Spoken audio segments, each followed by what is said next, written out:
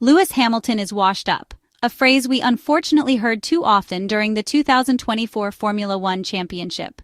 Scuderia Ferrari welcomes him after having heard this sporting malice on several occasions. This perception is based solely on results compared to his Mercedes teammate George Russell, who often and willingly was ahead of the seven-time Formula One world champion in the last season. First, we must make a necessary clarification. Even in the most important motorsport series, just like in life, when motivation wanes, performance naturally declines. This is physiological because the mental aspect is too important, and it is something we also remember very well from Sebastian Vettel's last year with Ferrari, when the German driver was already aware that he would not continue with the Maranello team, and his performance in 2020 was significantly inferior as compared to his Ferrari teammate.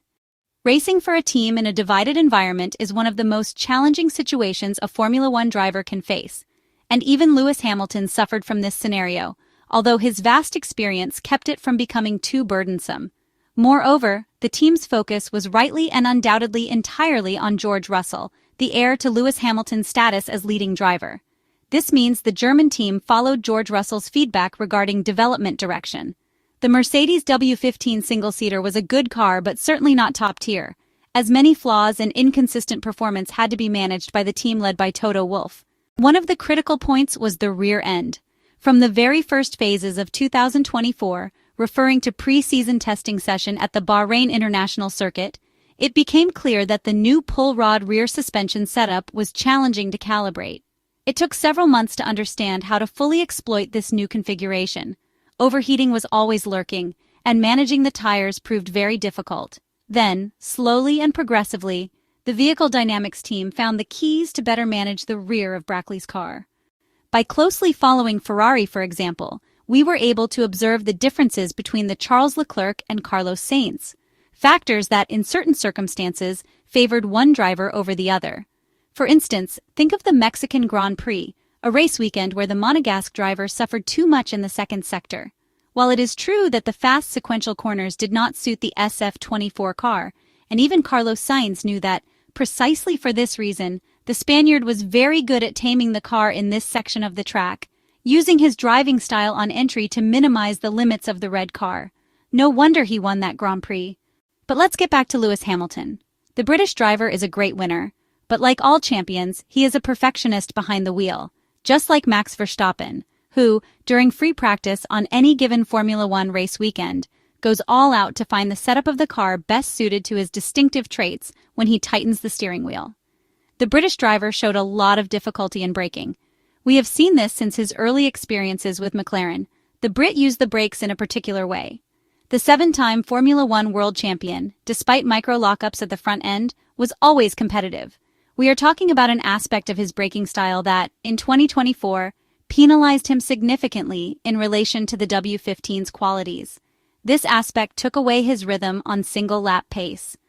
Another important issue came from the lack of rotation, which Lewis Hamilton doesn't particularly like.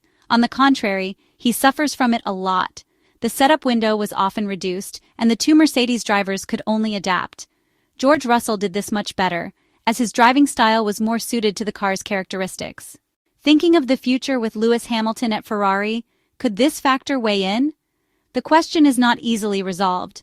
However, we can say that at Maranello, the motivations will be very different, and the car that will come from the 2025 project will, as a fundamental characteristic, maintain a certain tendency to oversteer, a feature that the British champion likes and can manage with no issues.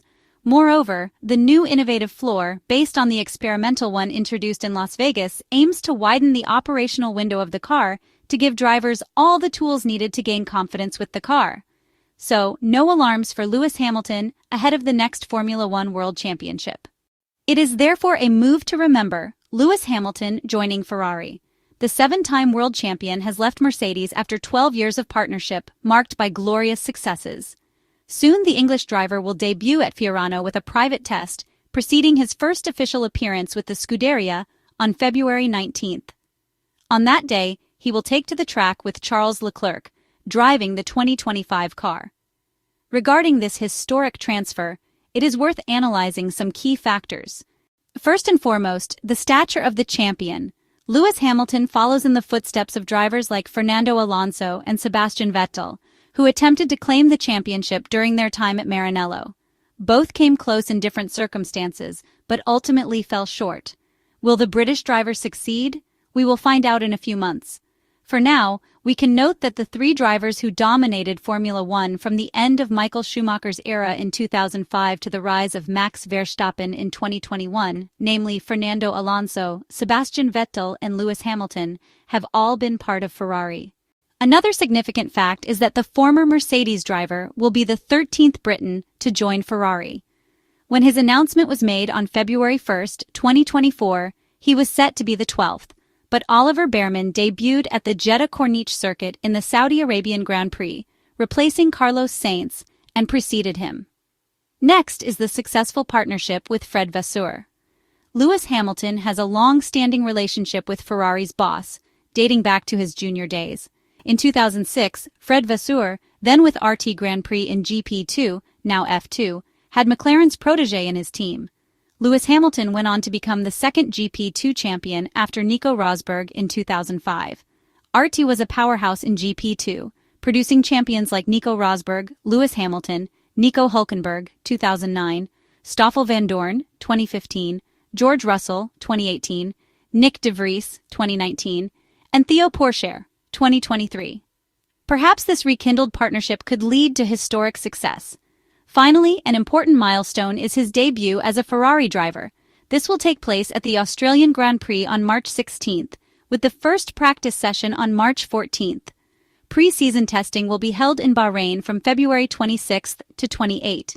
Lewis Hamilton will also attend the official launch of the new car on February 19th at the Fiorano circuit, a day after the launch event in London.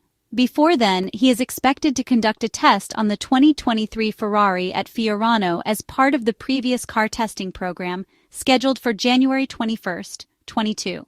His move to Ferrari for 2025 means linking the most successful driver of all time with the most successful team in history. However, both are longing for a title, albeit at different levels. Lewis Hamilton's record came to a halt in that historic 2021, which marked the start of Max Verstappen's golden era, while Ferrari has not won a driver's title since 2007 and a constructor's title since 2008.